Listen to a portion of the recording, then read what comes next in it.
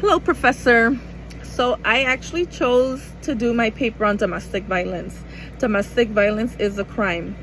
Domestic violence is actually Penal Code 13700. I think that domestic violence is probably one of the worst types of crime that exists in today's day and age, only because it tends to be kept more private.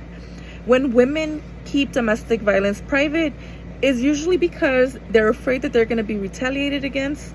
They're afraid that they're going to suffer from financial burdens, because a lot of times women do depend on their male spouse to take care of them, and so the men take care of the financial burden, and so they're afraid that they're going to be homeless if they do report their spouse for domestic violence. And lastly, a lot of times women are afraid that they're going to lose their children due to a really nasty custody battle.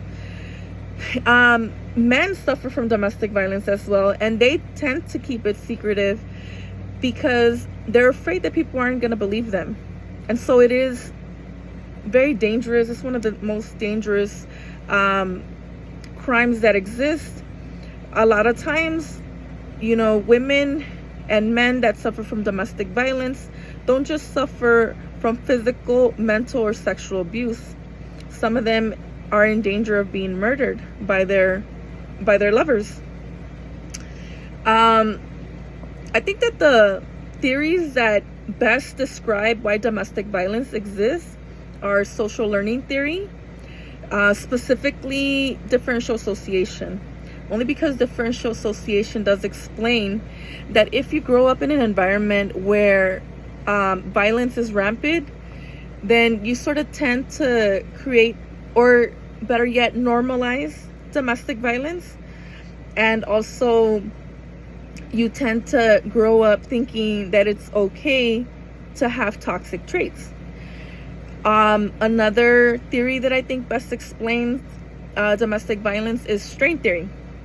Only because there are stressors in our day-to-day lives that can cause us to come home and react violently, whether it's against our children or our lovers. We come home with stressors, and when we interact and it becomes sort of like it starts to develop in a way that we're uncomfortable with, then we tend to react violently if we have stressors, right? Not that I'm violent. I don't even know why I explained it as an I, but let me continue. So when I conducted my interviews, my first interview was done with Melissa. Melissa works for a rehab center in the heart of South Central LA. And when I asked her why she thought that domestic violence existed, she did mention that it's a lack of education. She mentioned that financial turmoil has a lot to do with it, and that can sort of be categorized as strain theory, right? That's a stressor. If you don't have enough to pay your bills, that tends to stress you out. Another person I interviewed was Kara. Kara works for Traffic and Battered Women. And when I interviewed Kara about domestic violence, she explained that previous violence in our lives tend to sort of create these normalized behaviors where we tend to believe that it's okay to beat our spouse, and it's normal. It's a normal part of life. And then lastly, the last person I interviewed was Pia. Pia is a store owner in the heart of South Central LA, and she also agreed that the reason that domestic violence exists in our day-to-day age has a lot to do with poverty. Now, while I may disagree that poverty can explain domestic violence,